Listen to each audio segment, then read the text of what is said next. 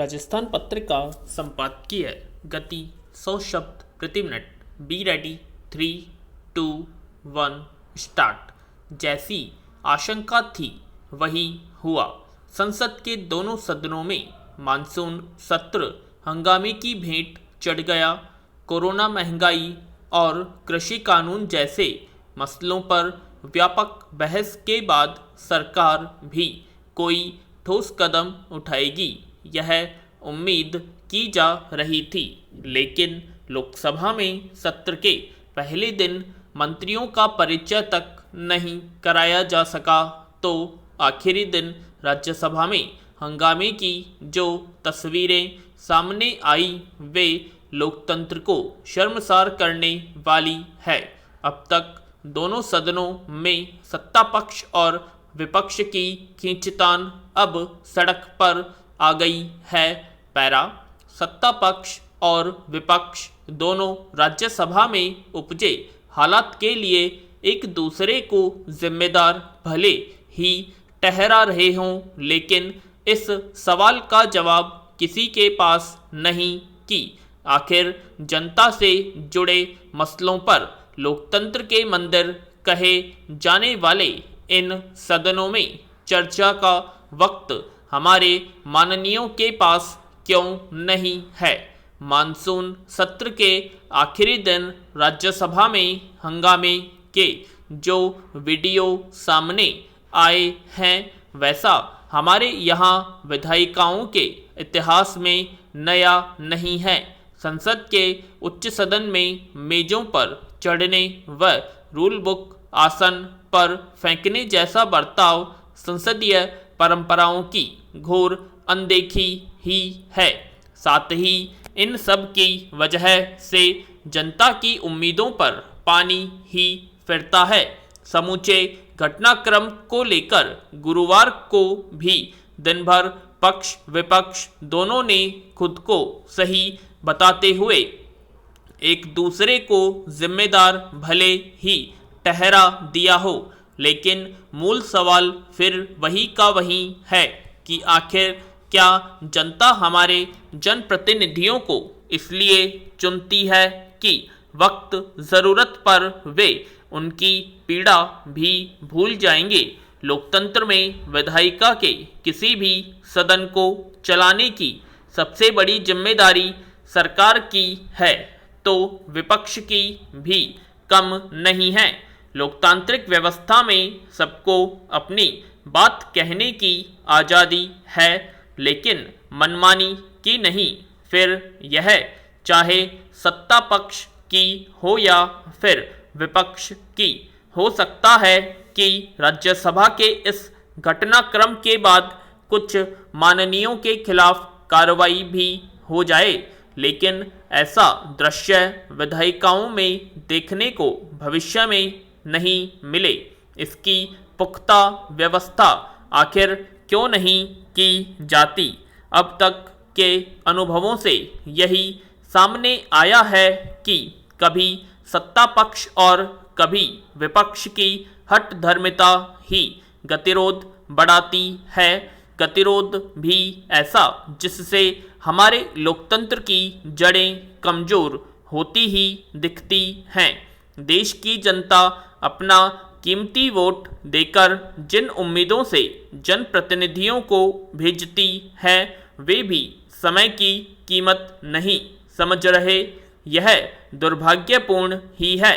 सदनों की कार्यवाही कहीं भी बाधित हो तो उसकी कीमत भी माननीयों से ही वसूली जानी चाहिए। पैरा भीलवाड़ा के लाछुड़ा में क्वार्ट्ज फेल्सपार की अवैध खदान ढहने से 7 श्रमिकों की दबने से मौत हो गई। पुलिस ने अवैध खनन करने वालों के खिलाफ गैर इरादतन हत्या का मामला दर्ज किया है। जब तक मामला सुर्खियों में रहेगा तब तक जांच दोषियों को सजा जैसी बातें हवा में तैरती रहेंगी। कुछ दिन अवैध खनन को रोकने का दिखावा भी होगा, फिर हालात पहले जैसे ही हो जाएंगे। पीछे बचेंगे तो निराश मजदूर परिवार जो मजदूरी की खातिर इन यमदूतों को बन रही खानों में जाने के लिए विवश है। पैरा खनन से जुड़े मामलों में जान जाने का यह प्रदेश में कोई पहला मामला नहीं है, न ही अवैध खनन कोई प्रदेश के लिए नया शब्द है। प्रदेश की हर सड़क पर अवैध खनन कर खनिज, कीमती पत्थर, रेत ले जा रहे वाहन गुजरते दिख जाएंगे। इन वाहनों में धरती का जो अंश भरा होता है वह प्रकृति को निरंतर खोखला करता जा रहा है। हर एक की आंख के सामने यह खुली लूट मची है, कोई रोकने वाला नहीं है।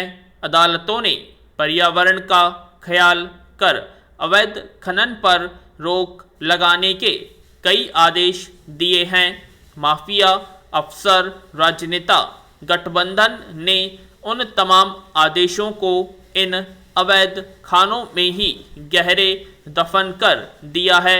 नतीजा यह है कि ऐसी तमाम खाने इंसानियत की कब्रगाह बन गई हैं। पैरा कहाँ कितने भूभाग में कितनी गहराई में खनन हुआ है, कौन सी खदान बंद है, कौन सी में खनन जारी है, यह सारी जानकारी नई तकनीक और आधुनिक सॉफ्टवेयर व सैटेलाइट इमेजिंग के जरिए आसानी से पता लगाई जा सकती है। लेकिन बात पता लग जाने भर तक ही सीमित नहीं है। सब कुछ जानते हुए भी जिम्मेदार इस ओर से आंखें मूंदे बैठे हैं। खान विभाग के सबसे बड़े अधिकारी तक भ्रष्टाचार के आरोप में पकड़े गए हैं। सत्ताधारी दल के विधायक विभाग के मुखिया पर आरोप लगाते हुए मुख्यमंत्री को पत्र लिख चुके हैं। अवैध खनन में जुटे लोगों के हौसले बुलंद हैं, क्योंकि वे उन पर होने वाली तमाम कागजी कार्रवाइयों की भूल भुलैया से निकलने का रास्ता जानते हैं।